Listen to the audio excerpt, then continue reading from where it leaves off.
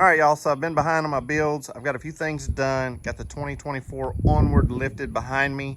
Let me turn this camera around. We're gonna go over all the details, everything on it, why I did what I did with this cart, and let's get right into it.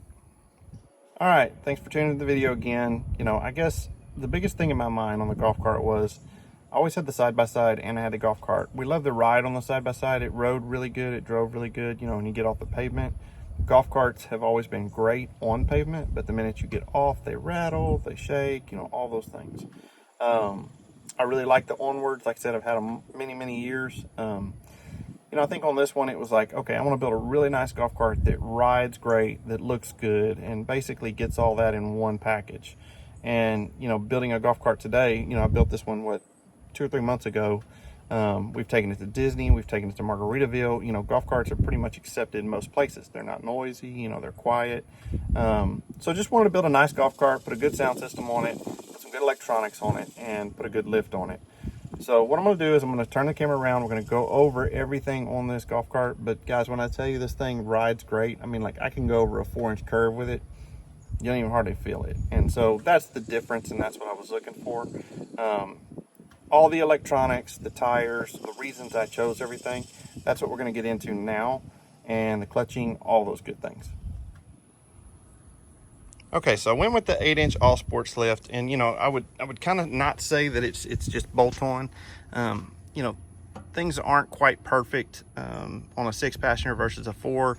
Brakes are a little different. You have to make some changes. So one of the things that we had to do on this one, I think I had to get some President hubs, and I know you see the washers on the spacers, and I just got to cut those studs a little bit. I've got some 1-inch spacers on the front just to kind of widen it out. That way we went up with it, we need to go wide to keep it, you know, not top heavy. So I just need to get those studs cut and take those washers back out. I know you can see that. On the 6-passenger, they'll make you go with the nitrogen shocks, not the coilover. And the nitrogen shocks are really good. They do make a little bit of noise here and there when they're in movement, but for the most part, they've been great.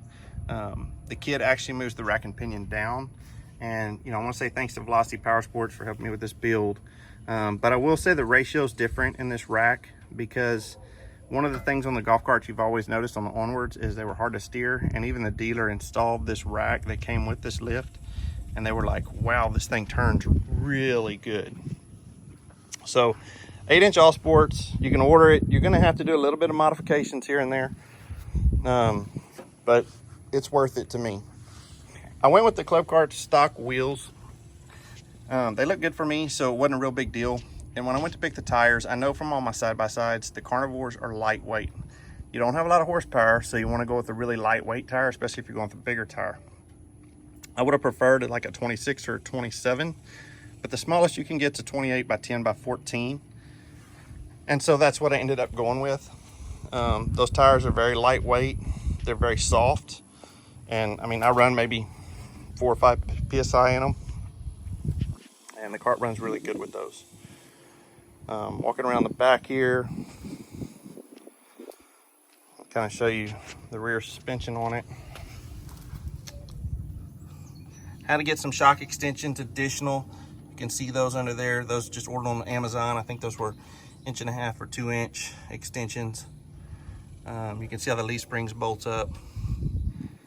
On the clutching, I went with the stock clutching, and I've been very happy with it. I changed it just to kind of see how it would do. Didn't like it, went back to the stock clutching. I'm getting 25 miles an hour out of this cart. Runs really good, doesn't have any problems moving. So overall, for the suspension, that's pretty much it. We'll start getting the dash and some of the electronics.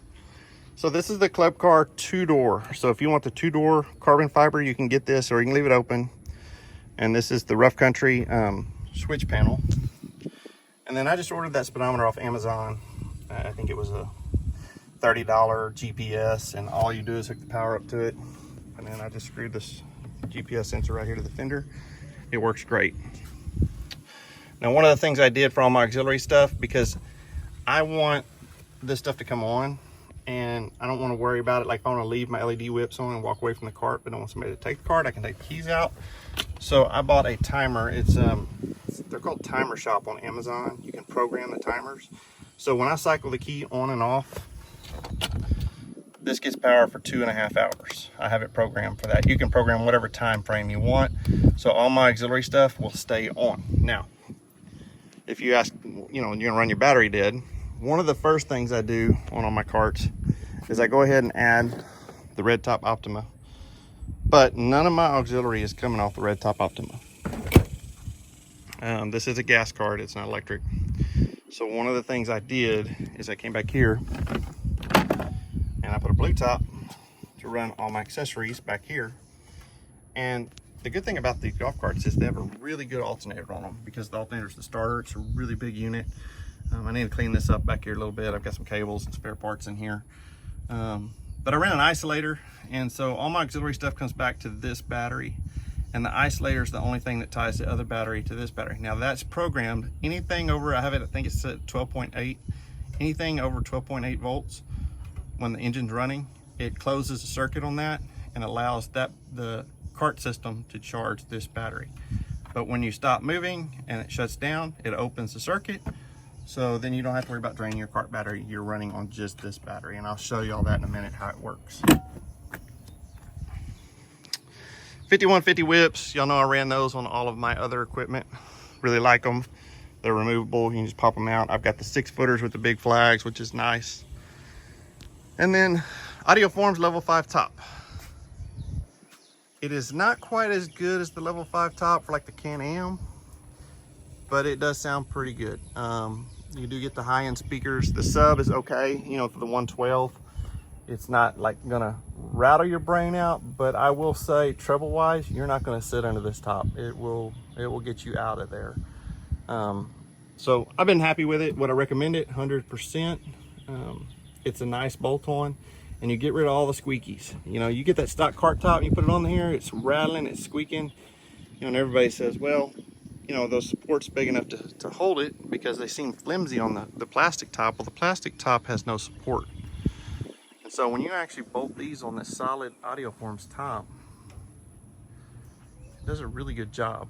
I mean, it just doesn't rattle, it doesn't make any noise. I mean, it's a solid fix. So the other thing I added up here is I tied a fan in. It's really hot down here in Texas, so when you're sitting and talking to people, these fans are not that expensive. I usually keep it on 2 or 3, and it puts out a pretty good amount of air. You can put it on high. It's a little aggravating at high, but I mean, it does put out a pretty good amount of air. And with the Audioformz top, you do get these, the interior lights, and the new feature that you have is the party mode. So you can actually, if somebody's playing Bluetooth next to you, you can pair to their system, or they can pair to your system, and the sound will go through all the way around. And then I'll show you all that GPS. You'll just kind of see it gets its signal, has some mileage and a trip.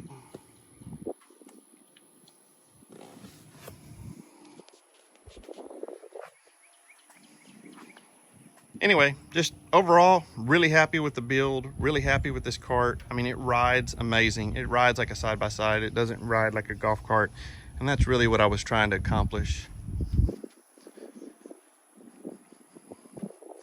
But let's hop on this thing and I'll kind of show you how that charging and the voltage works. All right, so we're on the cart, and then you can see up there, we're showing what, 12.3. Try to get that word to focus for you. Sorry I can't show you all the sound. I've tried with YouTube multiple times, but anytime you got any sound in the background, the copyright stuff has gotten terrible.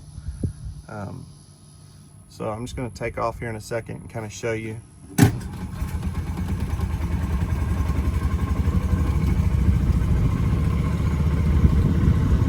So it's still showing 12.3. As soon as that opens up here in a minute, there you go, 13.4, 13.5, 14.3. No, it's not focused, it's hard for y'all to see. That's kind of how it works. And then as soon as you let off, it'll open the circuit back, and now I'm just running on my Optima blue top in the back. All right, so I want to thank you for tuning in the video today. If you've got any questions or comments, drop them below and I'll try to get those answered. Please hit that like and subscribe if the video helped you any, and we will catch you on the next one.